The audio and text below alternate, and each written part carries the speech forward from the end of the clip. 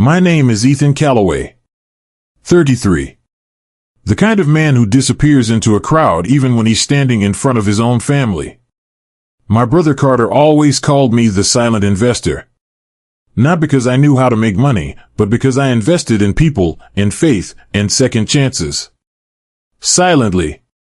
Stupidly. When you grow up last in line, you learn to keep your head down. To wait for your turn that never comes. You start thinking maybe quiet is safer.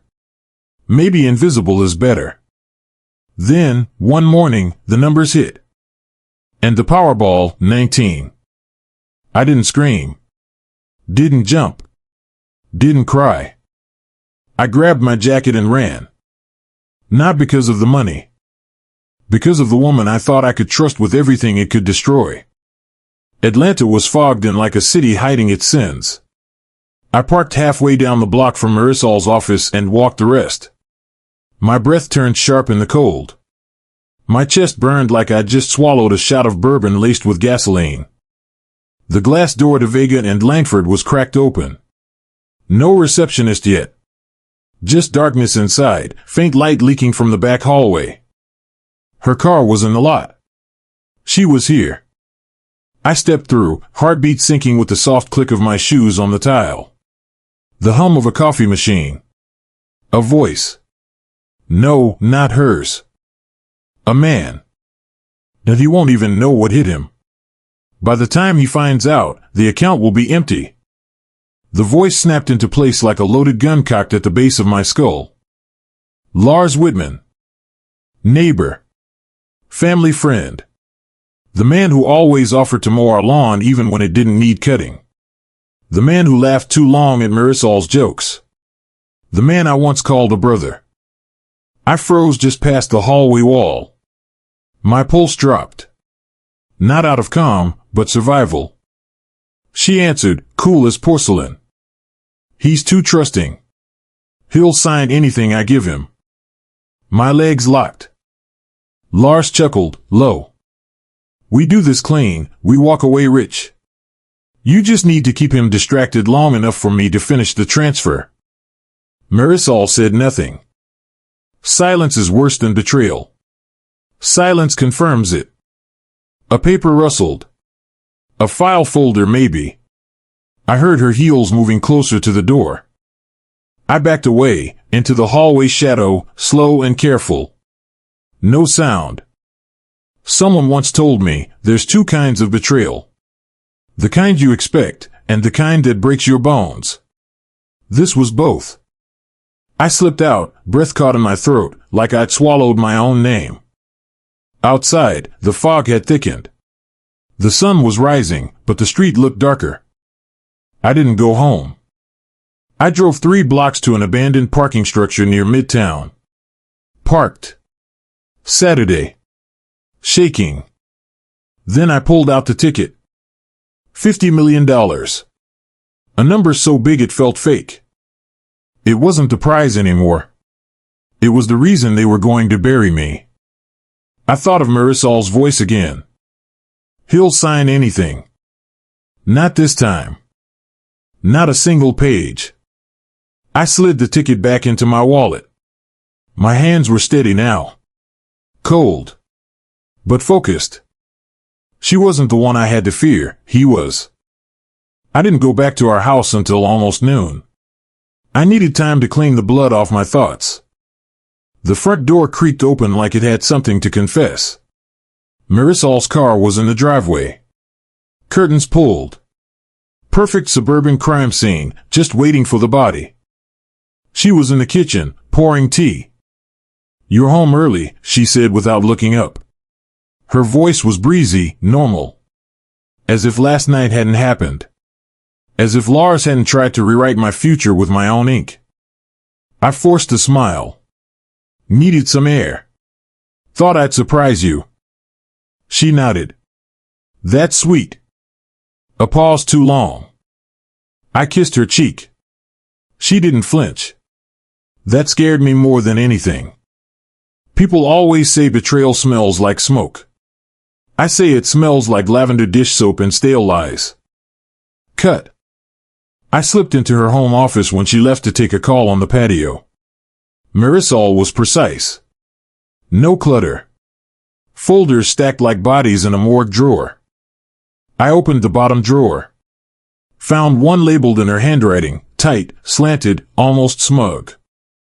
Exit Strategy, 2022/Vega Holdings. I didn't breathe. Inside, scanned copies of my driver's license.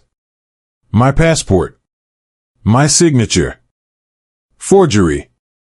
2 wire transfer forms to a company I didn't recognize. Account, Arcadian Holdings LLC. Offshore. Cayman Islands. Amount, $16,250,000. Date, tomorrow. My hand trembled. Attached, a sticky note. 3 words.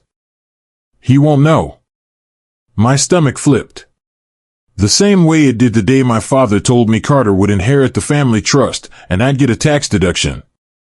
Marisol came back inside. Her heels clicked once. Twice. I slid the folder under my shirt and moved. Fast. Into the garage. Slammed the door.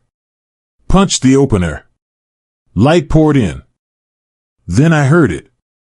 Ding. Her phone. A message preview flashed on her iPad screen on the kitchen island. I shouldn't have. I did anyway. Do it before Friday. He suspects nothing. Use code FAZE-C. Sender, J. Donovan. My vision blurred. Donovan. That name hadn't crossed my mind in years. He was the third rail in my past. Dead-end deals. A trust fund baby turned data shark who vanished after wrecking half of our investment group 5 years ago. FAZE-C? Cut.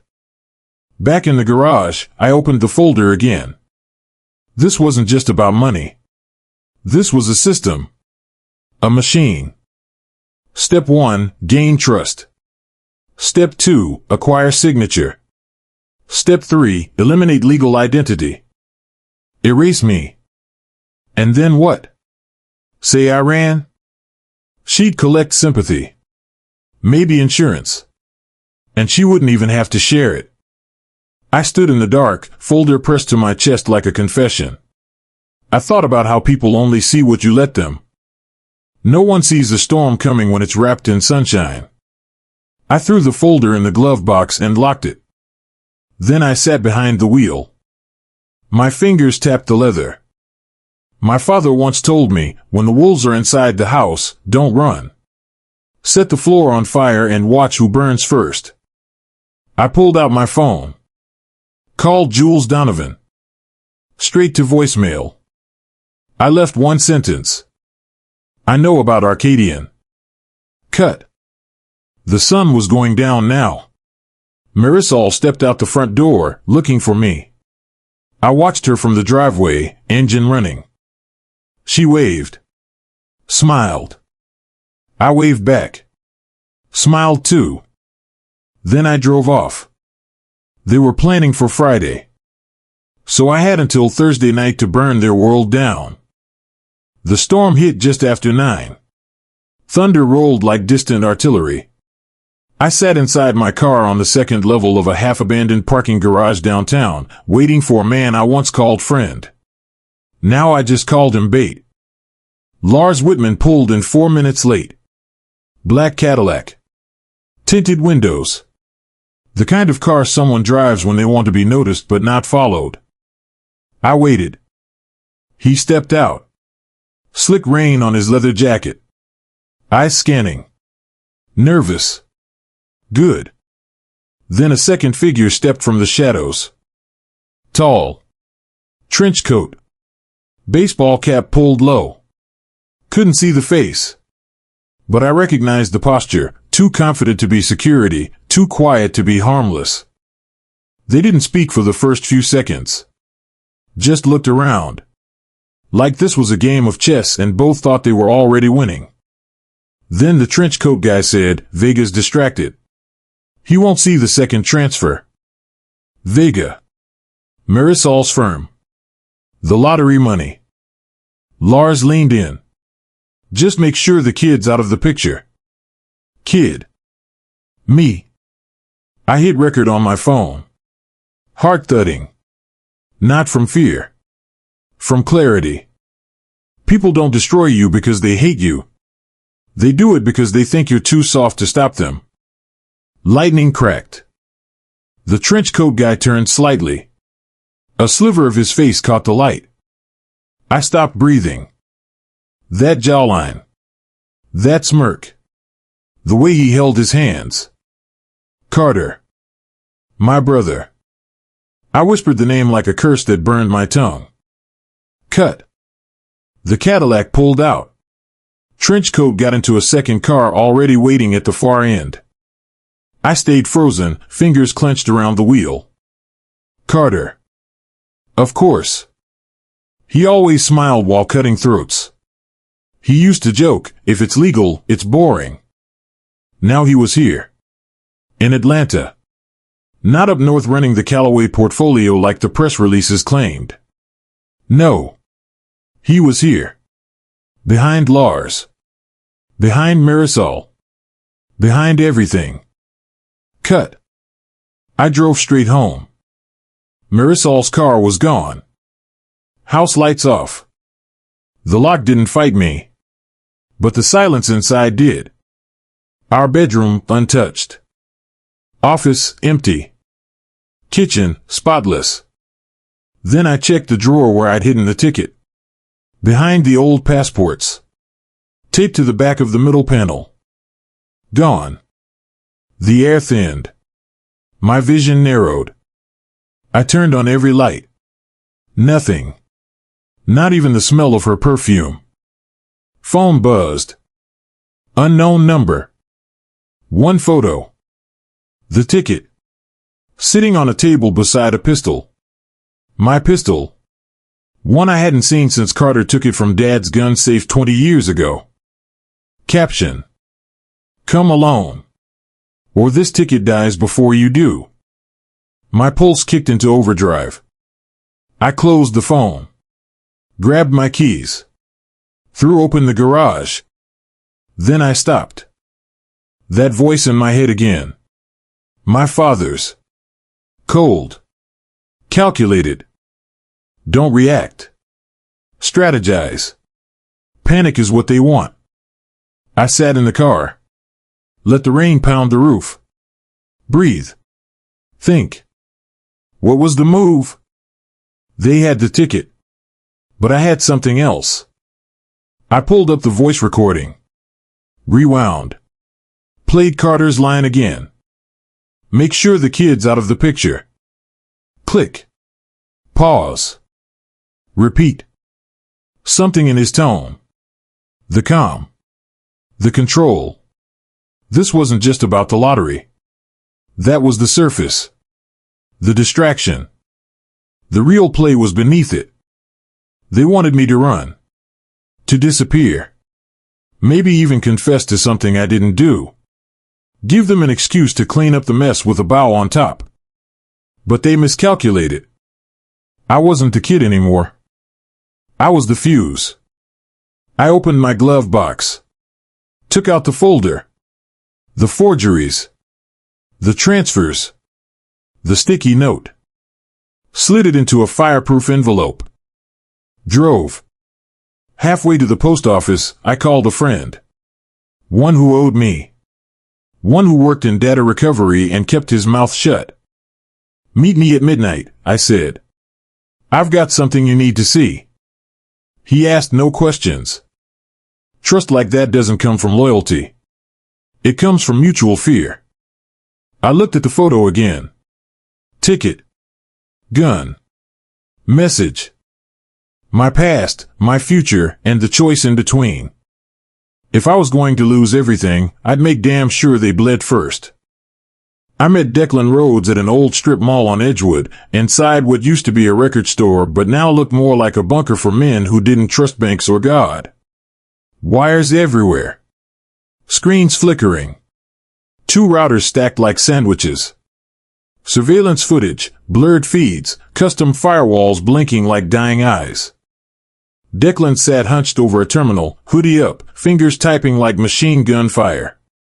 "You brought it?" he asked without turning. I tossed him the envelope. He opened it. Eyes scanned fast. Froze. Then turned slowly, like a man staring at a ticking grenade. "This is a felony to possess, Ethan." "I'm not possessing it. I'm surviving it." Declan smirked. "Survival's expensive. I just won $50 million. You sure?" "No." He inserted the USB. Screens lit up. Accounts. Shell companies. Arcadian Holdings. Redirects. Code names. Vega. Donovan. Whitman. And another name that hit harder than a gunshot. Nolan Grant. I stepped back. "He's in this?" Declan nodded. "He owns the server where these files were stored. Your ticket, too. Digitized it yesterday. Used a proprietary encryption linked to a master key stored offshore. Someone wants to make that money disappear without ever touching paper." Nolan Grant. Marisol's boss. My family's longtime legal advisor. He helped Carter get power of attorney over my father when the old man started forgetting names. And now he was holding my lottery ticket in digital limbo? "Find out what else he's hiding," I said. "I already did," Declan replied. He hit a key. Security footage popped up. Grainy. Black and white. Parking garage. Level 3. 2 men. One was me. The other, Lars. But the audio didn't match what I remembered. My voice was edited. Chopped. Rearranged. They'd made it sound like I was threatening him. "I want it done by Friday," my voice hissed. Lars flinched on screen. Declan looked at me. "They're framing you." Panic spread across my ribs like a bruise. "They have motive," I muttered. "They have money. Now they have the narrative." I grabbed the edge of the desk. "Can you scrub it?" Declan shook his head. "Too late. It's already been sent to 2 law firms. One of them files whistleblower reports to the DOJ. Cut." Outside, the wind had shifted. Heavy. Electric. Atlanta smelled like thunder and copper and judgment. I drove straight to AMC Financial, where Nolan kept his office. It was a glass building that screamed trust while hiding teeth. At the front desk, I flashed an old Callaway family badge. Still worked. Nolan's assistant wasn't there. Perfect. I stepped inside his office. Leather. Cold. 2 screens glowing. A man stood behind the desk. Not Nolan. Marisol. She turned, startled. Then smiled. "You shouldn't be here, Ethan." Funny, I was about to say the same. I needed to check on something. "Like a forged transfer request?" She blinked. "You saw it." I nodded. "And I know about Carter. About the recording. About the offshore account." Her smile vanished. "You were never supposed to know. This wasn't personal. That's the problem. You should have made it personal. Then maybe you'd have underestimated me even more." She moved toward me. I stepped back. "Where's the ticket?" I demanded. "You still don't get it," she said softly. "This was never about the ticket." Cut. Before I could respond, the fire alarm went off. Sprinklers rained down. Papers soaked. Lights flickered. Sirens in the distance. Marisol shoved past me and ran. I chased her into the stairwell. "Marisol." She didn't stop. By the time I reached the exit, she was gone. My phone buzzed. One message. From an unknown number. A photo. Carter. In a room. Tied to a chair. Bleeding. Caption. Even kings bleed when they're no longer useful. The game had just changed, and I wasn't the only target anymore. The photo didn't lie. Carter was bloodied. Bound to a steel chair. His eyes, half open, half defeated. And behind him? A shadow. Just an outline. No face. No voice. Yet somehow, it screamed louder than anything else. I stared at the screen, phone shaking in my grip. My brother. My enemy. My blood.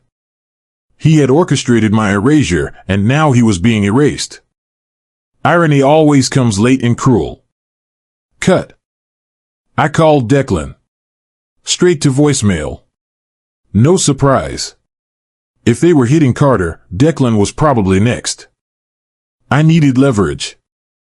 I drove to an old payphone outside a liquor store off Edgewood. Still worked.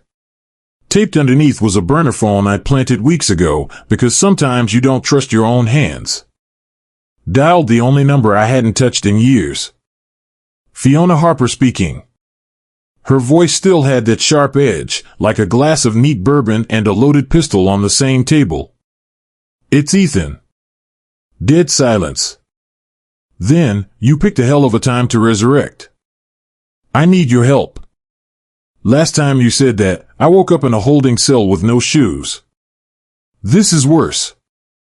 She paused. Whose blood is it? Carter's. Another pause. Address. I gave her the GPS tag hidden in the photo's metadata. She didn't ask how I got it. Fiona never cared about methods, only targets. We used to call her the Scalpel, quiet, clean, and deadly when pointed the right way. Cut. I met Fiona at the East Side industrial ruins, old warehouses swallowed by kudzu and graffiti.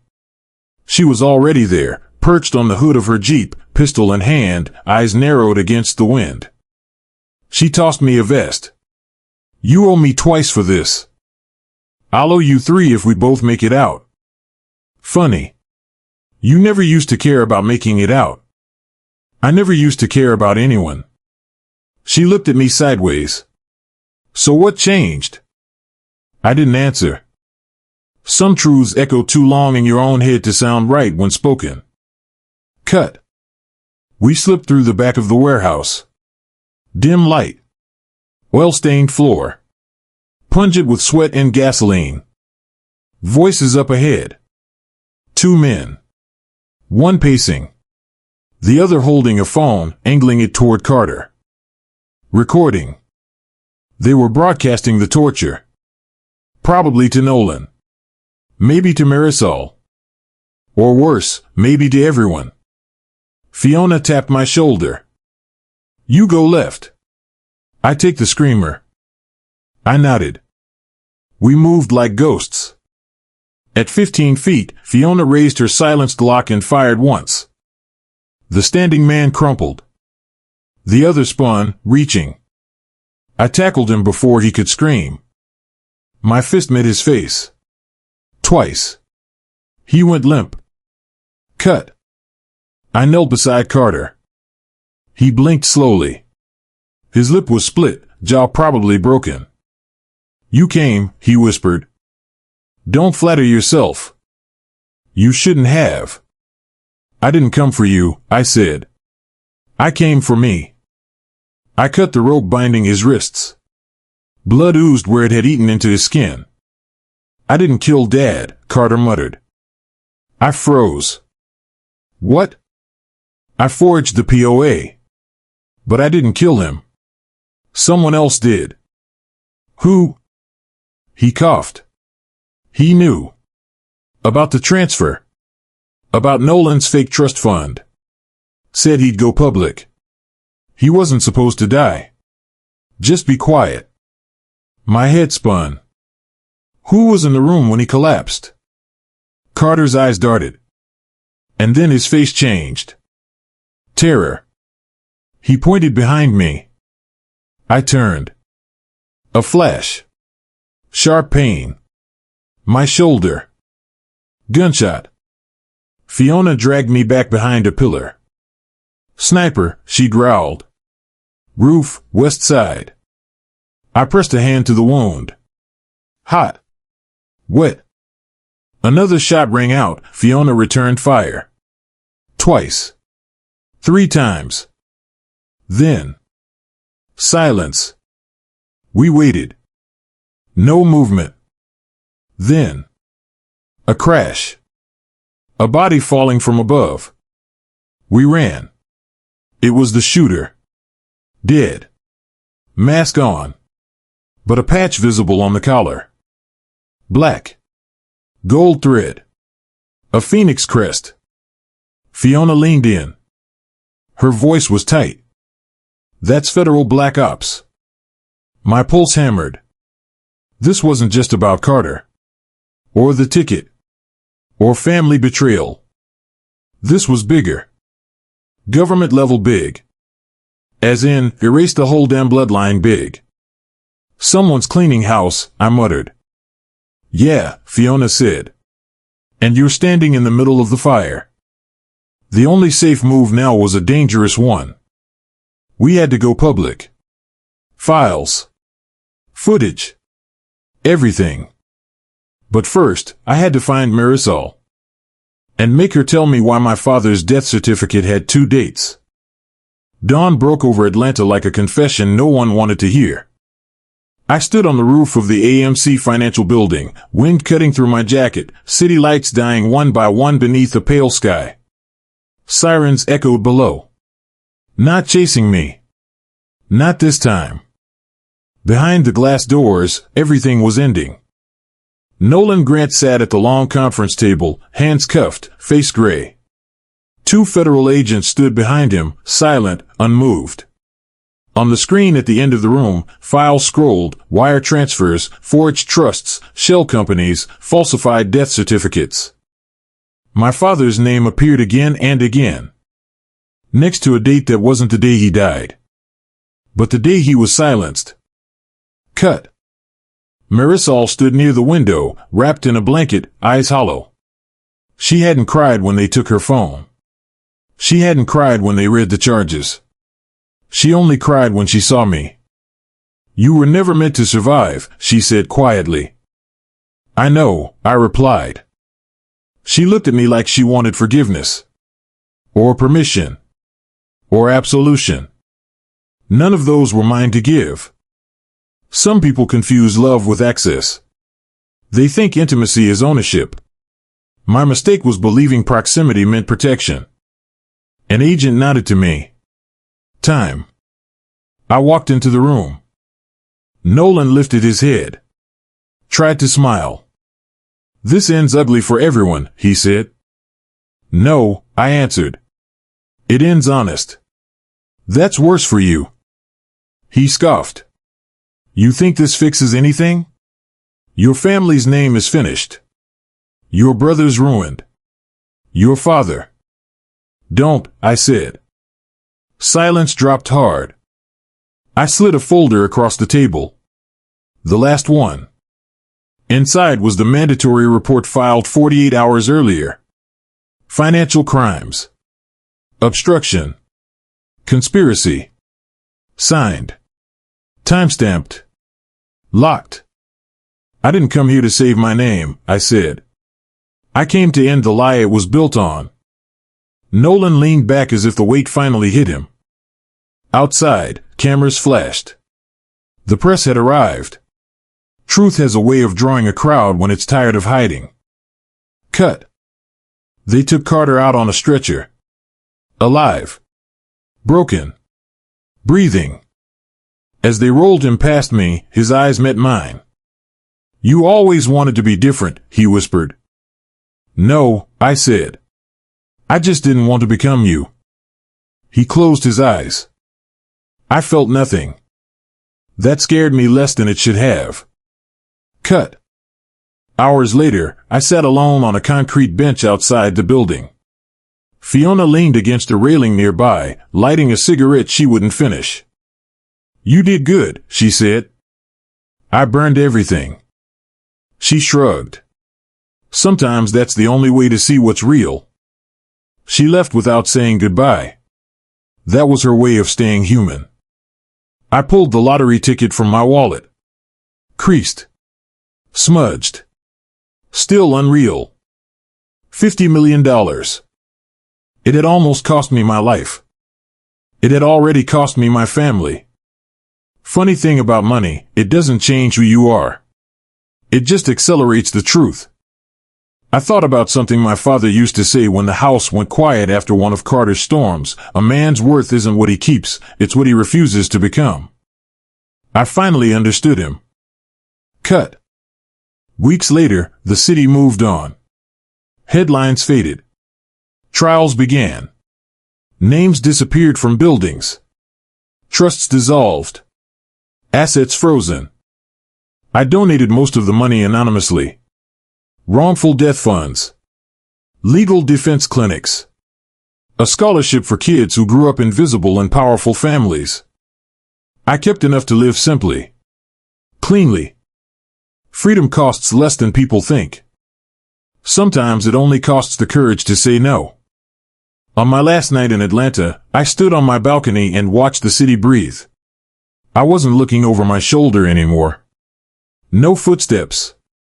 No shadows. The fire had passed. What survived was quieter. Stronger.